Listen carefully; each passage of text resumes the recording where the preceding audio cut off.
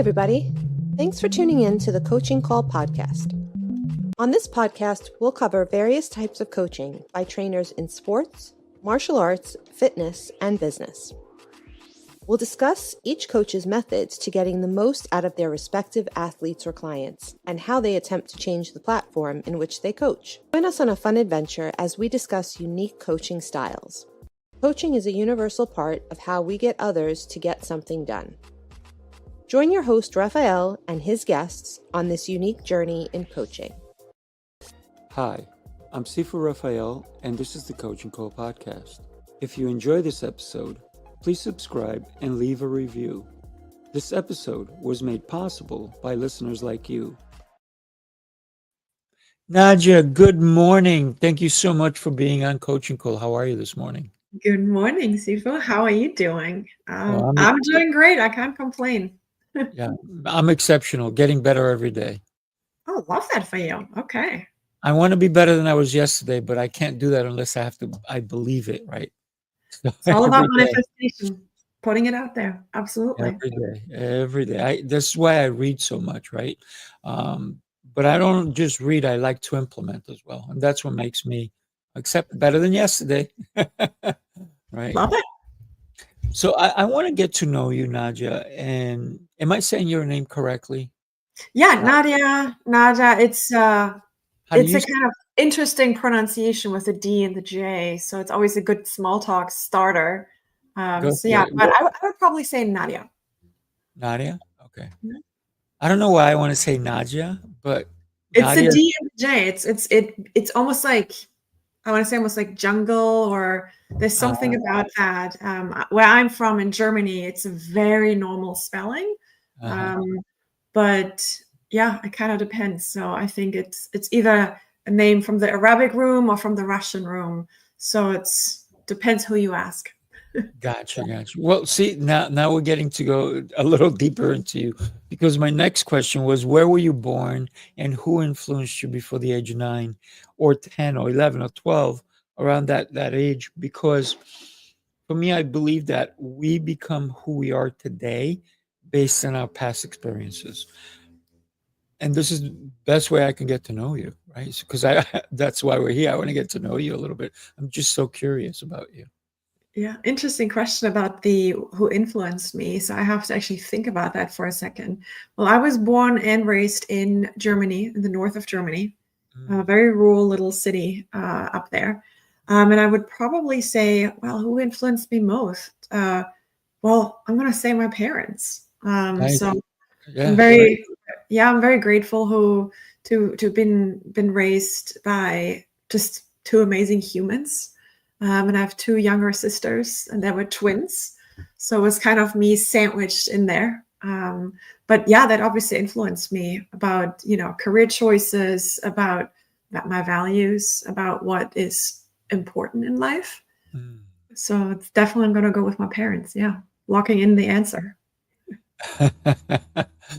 When you say your parents, I mean, was one a stronger influence than the other? And why?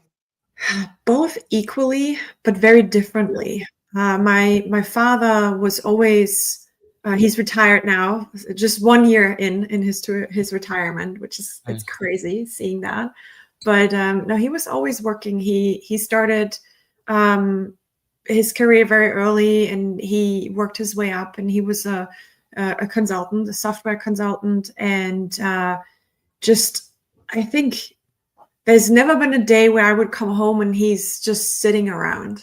So I only know him working, and even if he would be sitting at home, on the couch in the evenings, he would always have a laptop on his, on the lab, always writing quotes or project proposals. So he really taught me the hustle, the work, the ambition.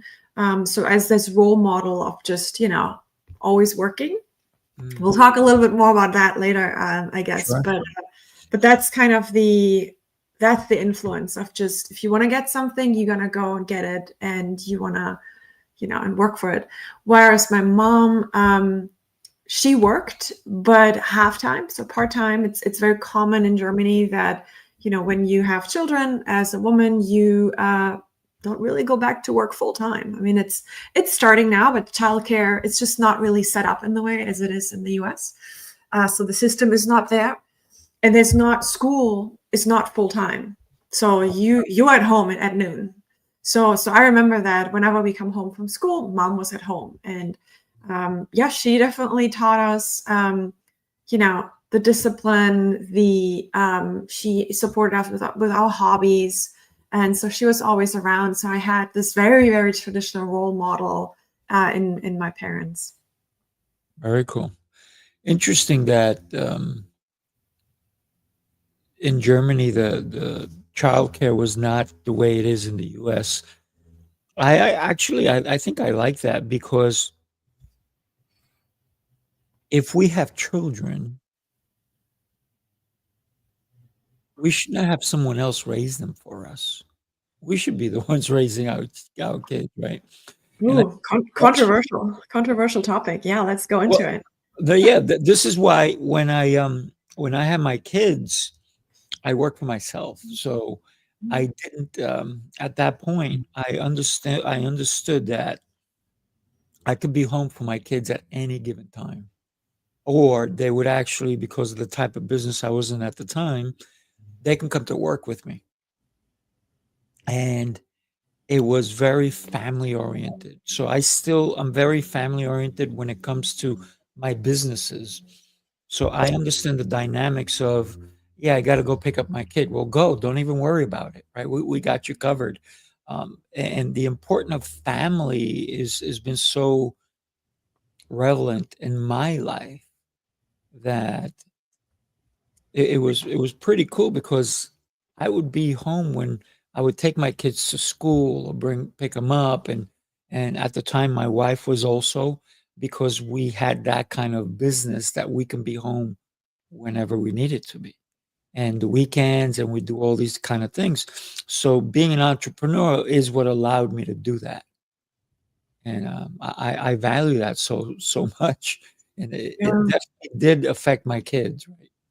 Oh, yeah, I can see that. I mean, it's one of the advantages of having your own business, that on the one side, you can choose where you work, when you work.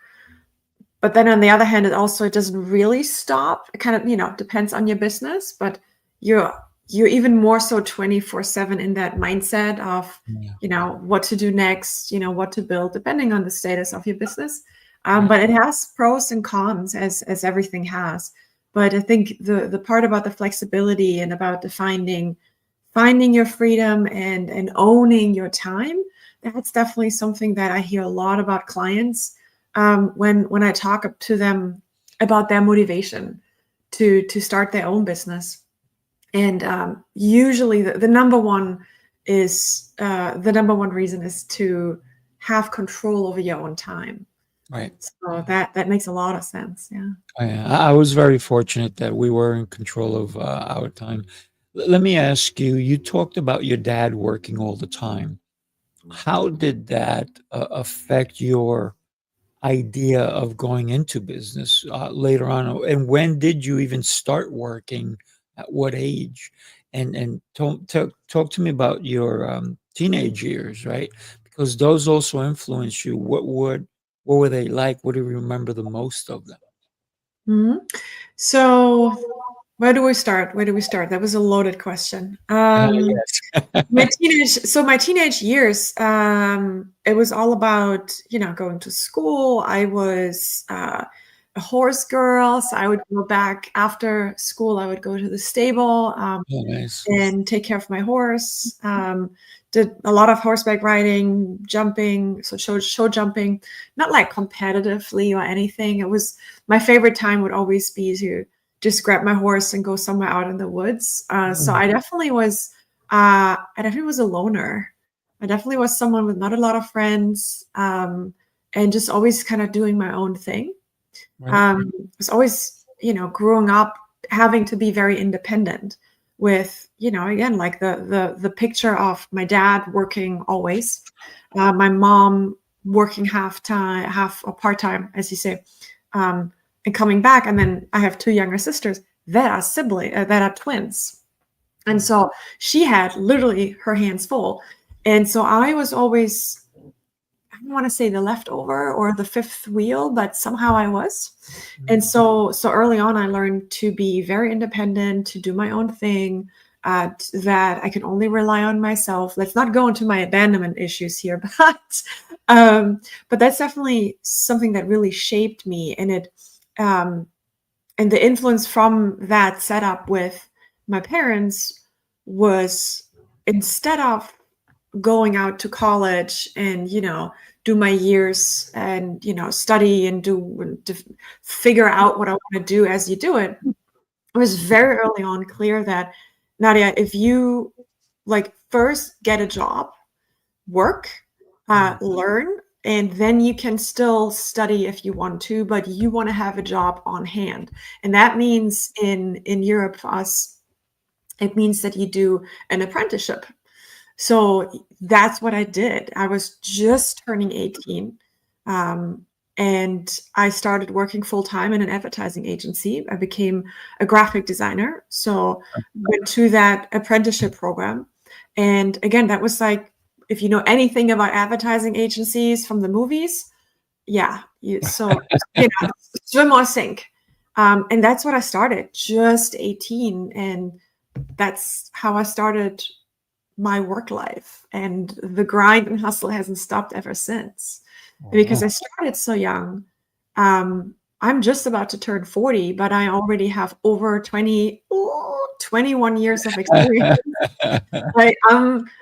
More than half of my life. So I can look on over 2 decades of experience of building my career. And it's pretty unusual, because I very quickly climbed the ladder. I was the hustle always going, and I jumped over multiple levels and titles. So I just very quickly climbed up, which was for me probably something like an accomplishment to look, parents, you can be proud of me. Look what I do, hustling. So it's definitely something that I always felt that that's the way to prove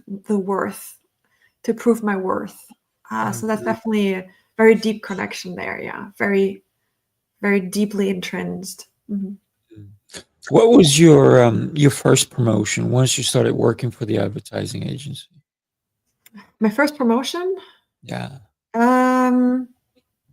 Pretty early on. I did the apprenticeship, and usually after that you are maybe like a junior something. So from design, I went to account management immediately. And so instead of starting as a junior account manager, I literally skipped that level. They were like, well, we don't need a junior. We actually need an account manager already. And yeah, you're pretty junior, but I was just able to sell myself so well that I never had the junior title. I just jumped right into it. I would count that as my first promotion. Yeah, I would say so too. When you because today we're basically the topic is obviously I want to get to know you, but we also are going to get into breaking free and turning your burnout into your best comeback. When did you ever, or have you ever felt you're working so much, you're accomplishing so much, that you started either feeling breakout or you saw other people not breakout, but burnout? Was it an experience for you, or was it an experience that you saw some other people going through? First-hand experience, and not just once. So I had my first burnout in my early 20s through work. It was, for me now in retrospective, understanding that how burnout comes about is almost the constant tension, the tension between who you really are and what you're portraying out into the world, and what people expect from you, and what you want people to love you for. But so this never ending tension. And that was for me the very first time that it was so bad I even had to be hospitalized for a couple months. So it was definitely rock bottom. And they recommended back then, the doctors recommended that you should never go back to advertising. And so here I was early 20s, let it be maybe mid 20s, that I already I already had the career of like what, 5, 6, 7 years already working and like already climbing the ranks. And then you not only lose everything, and I was fired while I was in the hospital by the company who I basically burnt myself out for. So that was the first like, that doesn't feel right. That shouldn't be a thing. Right. But at the same time, I just, you identify yourself with your work when you're so deep into it and just so focused on living to work that I didn't have anything else. I defined myself, not just my value, but my personality. Like I defined myself through my work, and having not only the breakdown and then losing the job, feeling the ultimate failure, but then also having the testament of a doctor telling you, you're not made for this. You should do something else. That was definitely, if you define rock bottom, I think that would be my rock bottom. But I didn't listen. I didn't listen. I went back to advertising after I recovered, and just kept on climbing. And I think then at some point, I made my way over to the US. I got a job offer from a client back then. Couldn't say no to that. So they moved me to the US. I was moved here 2018. So that's over 7 years ago now. And probably 2 years in or so, I hit another burnout.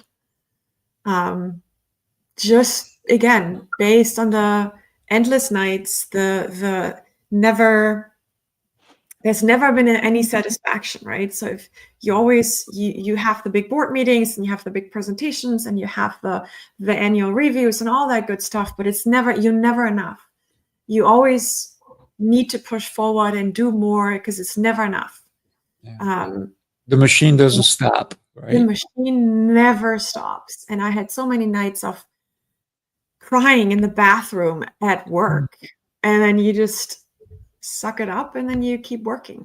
But that second burnout was really, I didn't even have a chance to break down. Like I couldn't, because my job was tied to my visa. So losing that job, I couldn't even do that. So I pulled through. I had to pull through, and that was hard, but it's almost like, well, I fell off a horse once. Right. So, but a new thing I learned, but after that, a few years later, I got an even bigger job. That was the ultimate peak of my career. Getting a job offer with one of the biggest food manufacturers in the world. And I got the job offer for a general manager, so basically CEO. And that was, again, something I thought, that's the ultimate goal. Maybe when I reach that final step You've on arrived. my climb, maybe that's where fulfillment lays. Maybe that's where happiness is. Maybe that's where I'm finally satisfied or fulfilled, like something. Maybe that's where ultimate recognition comes from. But spoiler alert, nope. Didn't find that. It was just, it never stops. And that was my last burnout. And the one thing that I really learned was, I only knew that I am not able to do this one more time. I'm not going to be able to survive a fourth burnout. It was just, it's very morbid, but that was my ultimate truth. And that burnout was so violent, like, because my body, my mind, my soul, everything forced me to this complete stop, that I finally was able to listen to what I actually want. Like, wait a minute. If none of this brought me any fulfillment, and I definitely am not going to be able to do this going forward. I don't want to, not even for a month, not even for a year, not for another 40 years of my life. And so that was when my ultimate soul searching started. But in the end, my burnout wasn't the breaking point, but it was my breakthrough. And that is where I finally realized what I want to do, and that I'm breaking up with corporate for good, and that all the skills that I collected over the years from, agencies and co-founding startups on the side, because why not? And the billion-dollar global companies that put everything together, and now I help people build their own business. And that's my calling. I think that's why I had to go through all of this, to collect the bruises and the scratches and all that to now being able to pay that forward, so that I can tell to myself that it was good for something, because I can help people through that and out of there. So that's a long-winded story of my burnouts and the breakthrough. Yeah. One saying that I've heard growing up is eat bitter, right? Interesting. Because in order to taste the sweet, you need to eat bitter first to really taste it, right? To indulge in something just sweet right away, you will never know how really incredible that sweetness is until you've eaten bitter. So you've eaten bitter, if you will. Yeah. I always think about it as truly living the full spectrum of life, feeling all the deep feelings, and the more you feel the sadness, almost as if your feelings are almost like a vessel, and you shape it, and the more depth and low, and the deeper and tougher you're able to feel, the more this vessel is able to hold joy and happiness, and without shadows, no, without sun, there's no shades. So it's kind of, it belongs together, shadow and light, and rain and sunshine, and then so there's so many pictures out there that describe that without really understanding what rock bottom is, without suffering, there's not really joy. So I don't regret. I wouldn't want to magically make my burnouts go away, but I don't wish it on anyone. No, without a doubt, without a doubt. So you took all your experience, all what you went through, and you realized that those skills you can use to help others. Are you helping other people who are coming out of burnout? Are you helping people to avoid burnout? How are you helping? So my business helps people break up with their corporate job or whatever the 9 to 5 is, and build a business that is truly fulfilling and truly is aligned with their passions and their value and their mission in life. And so it's not so much that I help people, with the mental health part, but it is the part coaching you through the fear of taking the leap, coaching you through the paralysis of not knowing how to start building your own business, and all the way throughout the pain, the growth pain of taking your side hustle full time, or to being able to expand from one location to the next. So, but I'm really focusing on the teaching business fundamentals and really helping my clients through all the through the limiting beliefs that we put ourselves that we put in our way, and really that overwhelm of not knowing where to start. That's typically, it's either that I meet people that are not knowing where to start and complete paralysis, and then they're polishing up their website for 6 months because that feels like progress, that feels very productive, but it's procrastination in disguise. So either they don't know where to start, or they do everything at once and they just throw spaghetti at the wall and nothing really seemed to stick, and that is all of a sudden a negative, you're creating a negative feedback loop for yourself there. And so either ends of the spectrum, like somewhere there, that's where I usually meet my clients. And we start by creating a roadmap and creating clarity, and through the clarity usually the confidence comes to then ultimately take that leap in a prepared way. I have several businesses, and for me, I definitely have clarity. But there's so many people, including some clients that I've had, that they think that this is what they need to do, yet they start the process. Maybe they spend 6 months, 8 months, a year, and something is not right. They're not being fulfilled. How do you help somebody overcome something like that? Well, I always start asking the question of what that is that truly lights you up without burning you out. And so I think in order to really find something and to become that version of yourself that can live fulfilled and happy and can be successful, it's almost like you have to shed the old version of yourself, the version that you think people want you to be, and letting go of all the external expectations.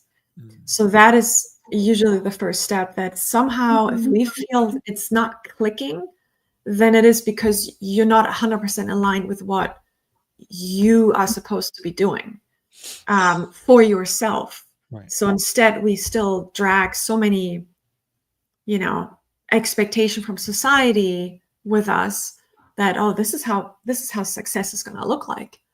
But I think the first step to fulfillment and ultimately a successful business is letting go of all of that and really sitting and defining, what is it that I actually want?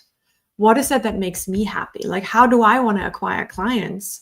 If you're trying to follow some other person's blueprint, you're probably not going to be as successful as you could be if you would be able to find your authentic self first and see what makes sense for you.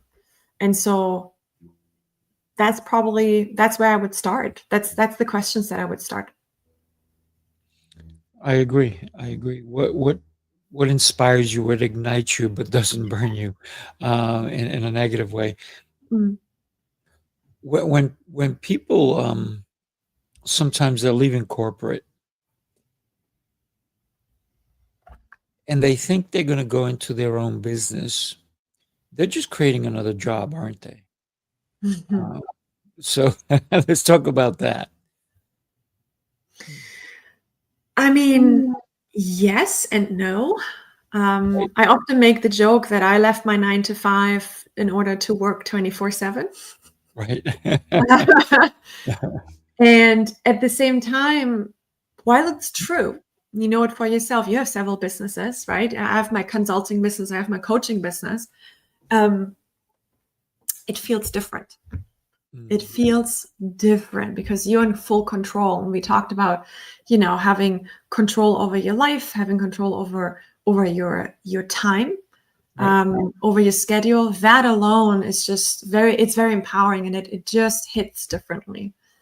But in the end, if you create something that, doesn't really completely align with what your purpose is, what your passion is, then yeah, you are just creating another job.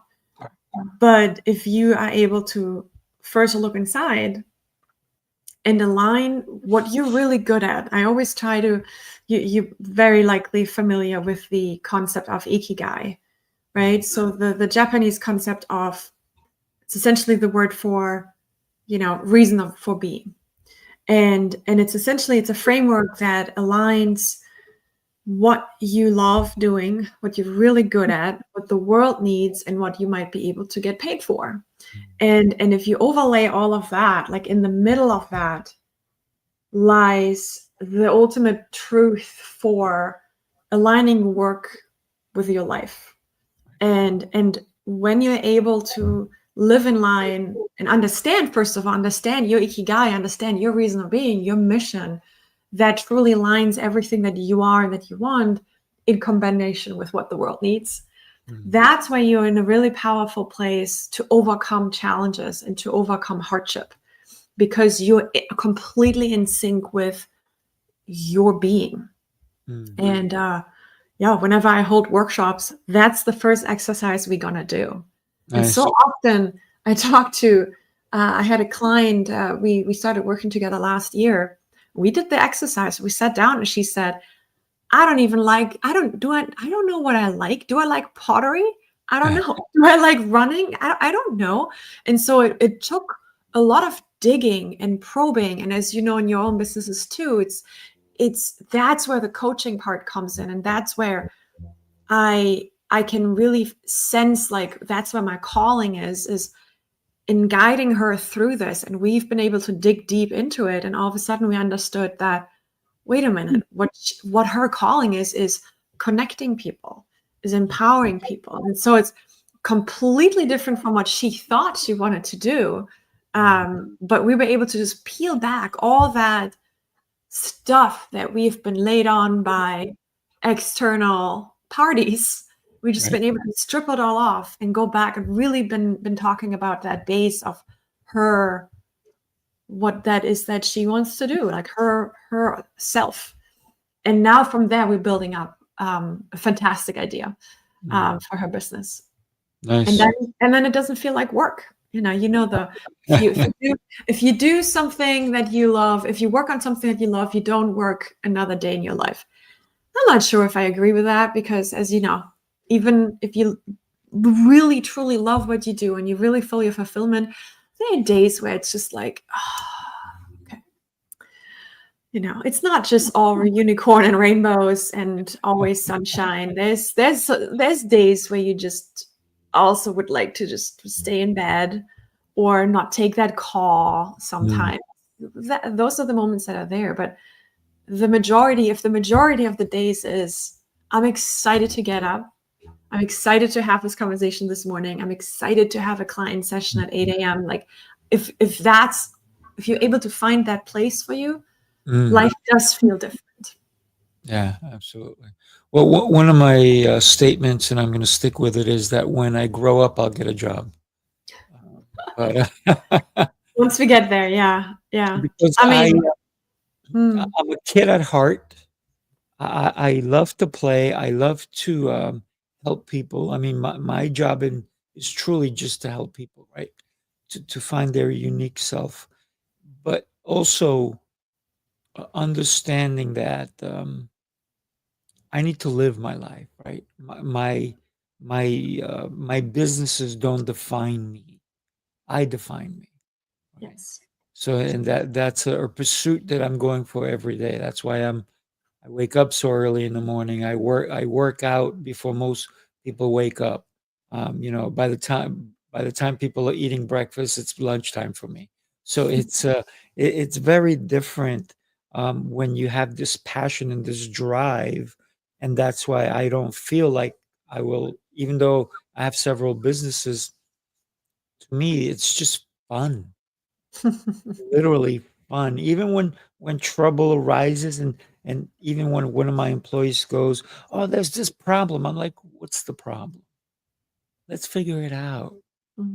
It's a problem right now, but we'll get over it. No big deal. Let's move on." But if we're gonna harp on the problem, we won't realize the solution fast enough, and we'll just dwell on the problem. So for me, it's it's a bump in the road. Let's get over it, and let's keep going on this beautiful journey that we're going. That's the way I deal with all my businesses. Yeah, I agree. It's life is an obstacle course, and there's always going to be stuff thrown your way, and you can either get frustrated with it and stay stuck in front of it and overthink how to overcome this particular one, or as you do it, you can approach it with a sense of joy, with a sense of, all right, let's see how we're going to learn that. Let's learn something new. Like, that's, for me, it's one of my key values in my life, is to learn something new and to keep growing within that. And so for me, an obstacle is like, okay, cool. Let's roll up the sleeves. Let's see what happens. Let's see how we get over this now, or around it, or under it. You don't know. You got to be creative. And it's two ways of looking at life. And it's never going to be just sunshine and rainbows, because as we talked about earlier, if there's no rain, then there would be no plants growing. And so, so it's, you need both sides of the spectrum, the good and the bad, so you can appreciate the good even better. Oh, yeah.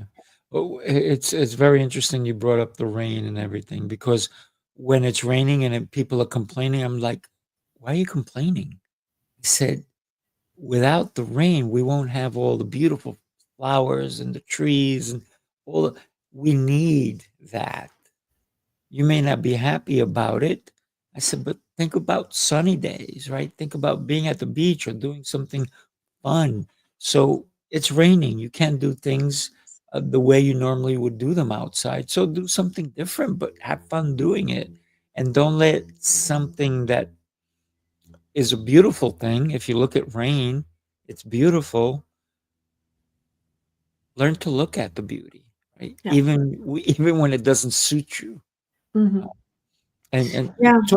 talk to me about the catalyst, besides you having that burnout 2 years after coming to the US, because you could have just gone and said, okay, I'm going to listen. I'm not going to go in that industry anymore. I'm going to look for a different industry and showcase my talent. But you decided to do something totally different and open up your own business and create opportunities for other people to be involved with you. What was the catalyst for that? What was the conversation you had in here? To me, it almost felt like the next logical step somehow. At least it felt logical on the inside, because I spent 20 years of climbing the ladder through mainly advertising, marketing, business development, and later on running a business. That was the last my last full-time position, was building and then running a company for someone else. For me, it was almost the most logical step now that I said, okay, I climbed the whole ladder, did the whole thing, and now I'm going to step off that, and I can teach people how to get off that ladder themselves and build something that is a ladder that they want to climb. And maybe it's not a ladder, maybe it's a chair to sit down in, so for me it felt somehow like the next logical step. And I'm not really sure if there's been a catalyst, except that I knew deep inside that I'm never going to be able to go back to this corporate job, to this corporate career. And that through a lot of deep work, understanding why that was, because I never really felt in control, because I felt that I was playing somebody else's game, but not really 100% sure if I got the rules right. They don't give you the rules. You have to kind of figure it out with the carrot and the stick approach there. So it was somehow just that combination of, there's a reason why I had to go through all this pain and suffering in my life, in this career. Right. And it was, the ultimate realization that I can pay this forward now. And I can help people get unstuck. And I there's so many people and friends that I talked with throughout that healing period. And most people are like, oh, I wish I can I wish I can quit my job. I wish I could start something. I have this idea, but I don't know. It's like this dream, like every other person that I talk with, they all have this idea they wish they could get rid of and leave their job, but there's this perceived safety and security in having a paycheck. But I can tell you that is not true. It's a myth. Safety and secure, especially in the US, where the work law, like the employee protection laws, are very different than in Europe. Here it is really like, what is it, employment at will? If they want to fire you, it doesn't matter on what level you are. You're gonna go home tomorrow. And matter in fact, they won't even let you back in the building today if they decide to do so. Right. And that's this crazy thing that people still believe having a paycheck and having the benefits paid for them and all that good stuff, like, that's not safety. No. That's just jail. That's a jail. That's somewhat an intellectually, it's a jail that they keep you, and they want you to play after their rules, and they want you to work as hard as possible for that paycheck that they give you. And so they create all these carrots and all these incentives, and they give you the new title, and they give you this, and they give you a bigger team, because that doesn't cost them anything. And Right. they just want you to work as hard as you can, as hard, and they want you to want that. Yeah. That's the crazy thing. And that's where I think corporate America really is like top, like on top of the world with that tricking people into believing that is the right thing, and that's the best for them, and that's the only option. And so for many people, it works out. They have that 9 to 5, they have the corporate job, and they're like, that's great. And that's for the majority of people, it might work. But listening to friends and family and just acquaintances and that I made over the years here, and every other person has this, I wish I could lose this job, like I really hate it. They have the Sunday scaries. Right. We're celebrating the Fridays as if this is just the ultimate release out of prison. It's like, TGIF, let's go. Everybody prays for Friday. Yeah, thank God it's Friday. But and then the weekend is so short and so fast. And then on Sunday night, we're doom scrolling on Instagram because I just don't want to think about going back to work tomorrow. And then you open your laptop on a Monday morning and you have that pit in your stomach, and you just, and then you see the calendar is full of meetings and stuff, and like that ambitious colleague of yours that always writes emails over the weekend, so just piles like that. Life is not about living from like making it through the week to have the Saturday that is kind of like a good day, because that's not just coming out of the week and not just about to go back to work on tomorrow. So is that life? Yeah. No, not really. And I mean, it is life for a lot of people, right? It is life for a lot of people. And still, I'm thinking about the coaching business, the Escape the 9 to 5 Club. It's a movement. And it's not that I feel like, okay, everybody quit your job today, but it's about there are options. And the more you see people and the more you talk about it and the more you understand that it's really not that, it's not impossible to build something for yourself and be successful with it if you find it that is aligned with what you're meant to do and what you're truly passionate about. And so for me, it is that mission that I took on. It's like, that's my calling. And finally, I was able to hear that that's what I'm supposed to do. Like, that's the reason I went through the hard school of life and career in corporate to arrive to the place now. And that's what I do for a living now. Yeah. I mean, when I left corporate, I was, I didn't miss it. Actually, they try to lure me back with incentives and money and this and that. I was like, nope. I stopped working for someone else when my he's 24 now. I was only working for someone 2 days a week, right? And my son is now 24. A year before he was born, I said, I'm going to have a son. Well, I'm going to have a child. I don't know if it was a son or daughter. I didn't know. But I said, these are the plans I have, and I'm no longer going to be working for you guys, right?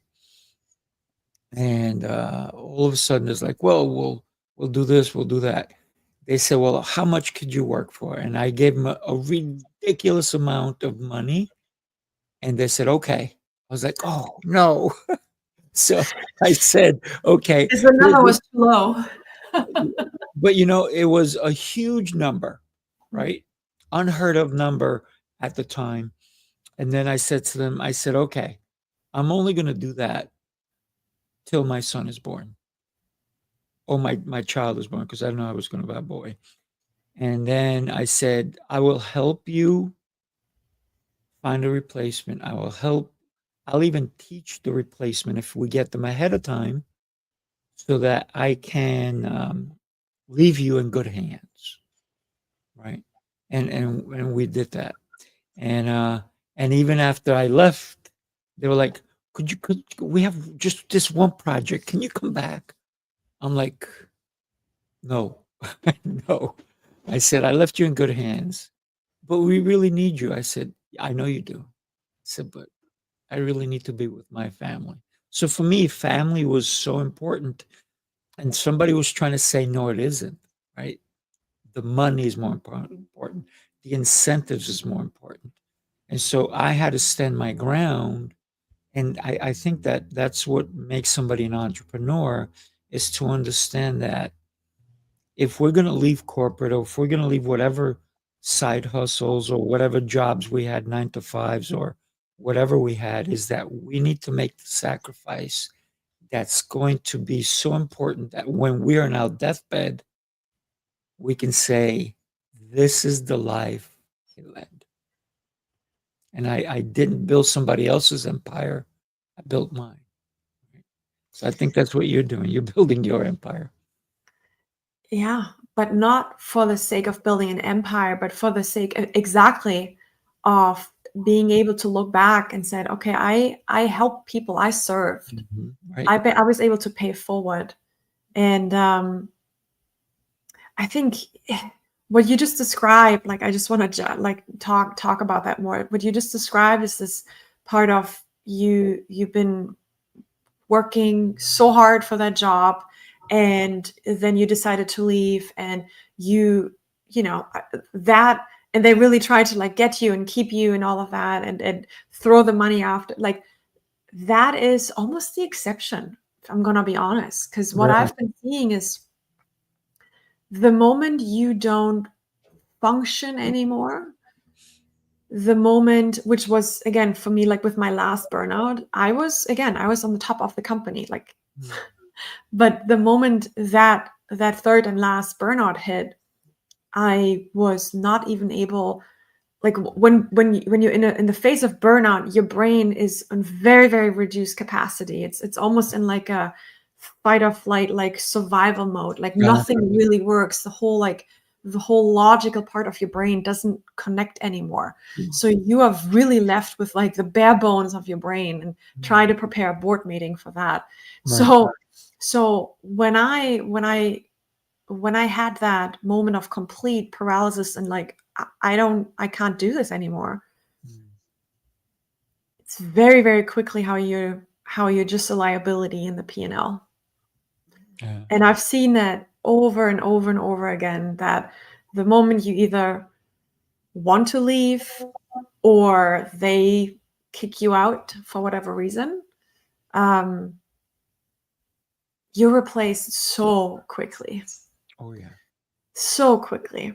And all these incentives, and as I mentioned, like the whole, the carrots that they throw after you, and the incentives and the bonus and the money and all that, all that is made to breed this undying loyalty for your company. We get this swag and we wear the logo while we go out on a Saturday, because we're so proud to work for this company, and we talk to our friends about it, and we're going to refer people we know to come to work for this company as well. Like that loyalty that these, especially the large corporations that I worked for, that they're breeding, is because that way they can just squeeze you so hard, and you don't even realize it, because you're like, yeah, another late shift. Like, we're priding ourselves with working late and being so busy. Busy is a status symbol now. It's crazy. And then you turn around, and either they don't need you anymore, or you don't work, you don't function anymore, or not enough. They cut you out so fast, and you're replaced within the blink of an eye, and there's zero loyalty back. Right. And people forget that. People forget that. And that is, for me, was almost the ultimate heartbreak Yeah. to truly break myself, break my body, my own body, for a job that very quickly turns around and is just poof. Oh, we don't need you. We don't need you anymore. We just, just want you to go away. Mm. That's That's tough. That's tough to hear, even. that's tough. And leaving the job, leaving that environment, and building my own businesses has one problem. I'm never going to be able to go back into employment. That's a problem.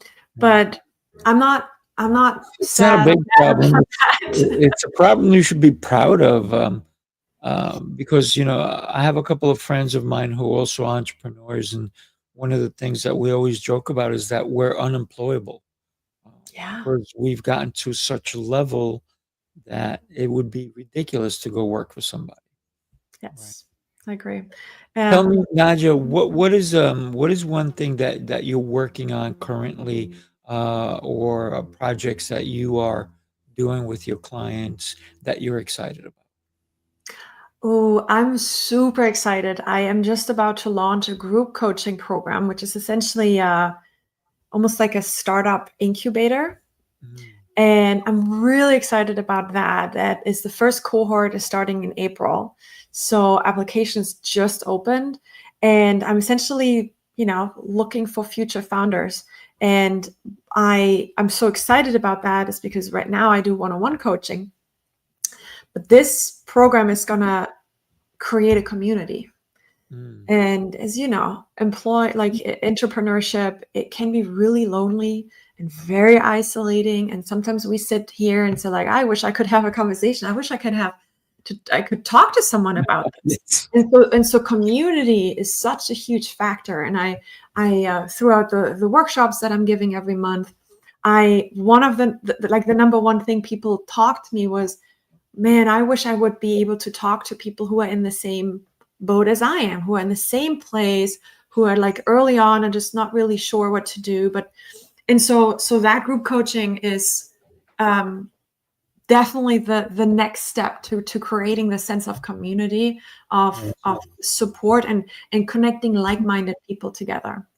And so that is something that I'm honestly most excited about right now, to get that off the ground and find the future founders to go through that program with me. How are you finding, or what is the steps that you're taking to find the founders?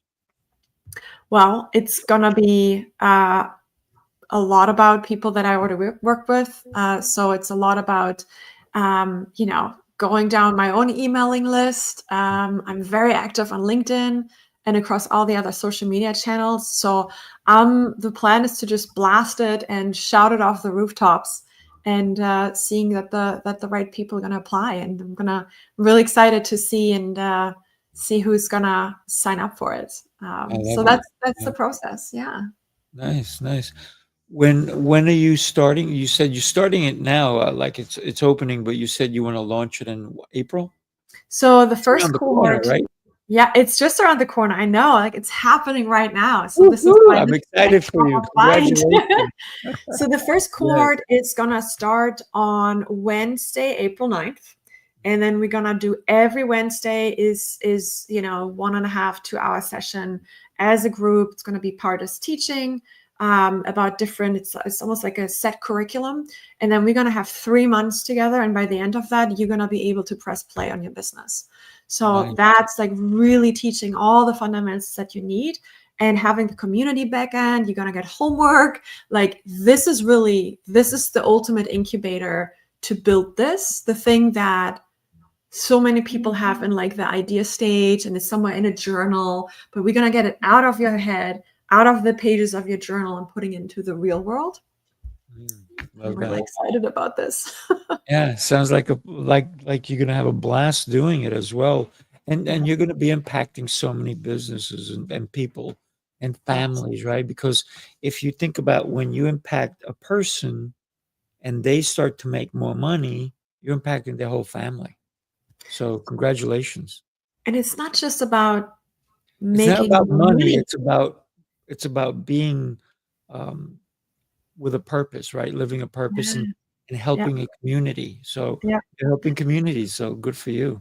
yeah. And I think I would even take it to a place of when you are miserable in your job, Mm. you're not going to leave that misery and the frustration at work. You go home with that. You come home exhausted, angry, sad, frustrated. Your kids will know, your partner will know. Oh, They see that when you get up in the morning and you just dreading to even be awake right now, dreading to go there, like I'll feel that across the coffee table in the morning. Like I will see that in my partner. And I know how it affected my now ex-husband. Like it affects the people that you love when you are so miserable, and if you're not fulfilled, and if you're just frustrated day in, day out, and have the Sunday scaries, like that is affecting your whole family. yeah. And so I would even go further than that. That is like, this is impacting lives. Yeah. And it's not just about the money. Money is nice, don't get me wrong. Of But course.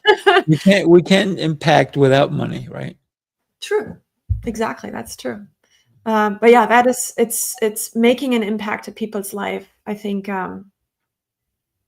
you mentioned that if you did deathbed and you're looking back, like there's nobody ever had at the headstone like great employee, Right. you know, worked their butt off. Like that's not going to be on your headstone. No. That's not what you're going to look back at. And since I'm not able to have my own children, I will be able to look back and I will be able to see how many lives I impacted, even with not having my own family. That is what's important to me.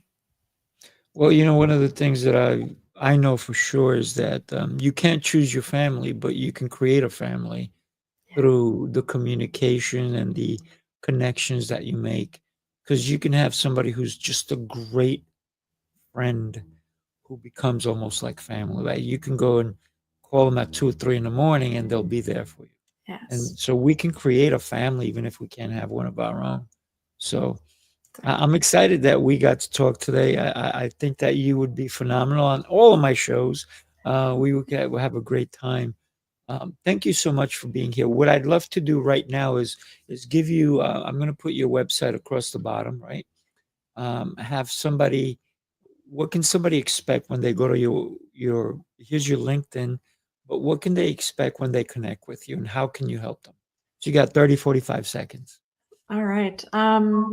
Well, reach out to me via LinkedIn. I'm very active there. On a regular basis, I post about tips and tricks and advice and all the things. But in truth, if you take anything away from today's conversation, is that I love to hear, the listener's story. I love to connect with people. I love to meet new people. So I would very much invite someone to visit LinkedIn. There's immediately a link to book a discovery call with me. No strings attached.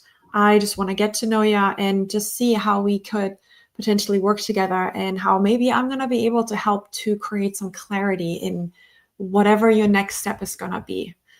So that's the invitation that I want to extend here. I love it. I love it. Nadja, thank you so much for being here with me today and sharing your story and your ideas. Um, I think that what you're doing is beautiful work. So don't stop, keep going. And everybody, do me a favor, share the show because someone needs to hear this message today. You never know if they hear it 3 months from now, a year from now, but share it with somebody who may be going through burnout or they need to move on from what they're doing. So share this, connect with Nadja and myself, and we'd love to just have a conversation with you guys. Everybody have yourself an exceptional rest of your day, and we look forward to seeing you next time. Thank you, Nadja. Thanks for having me, Sifu. Bye-bye.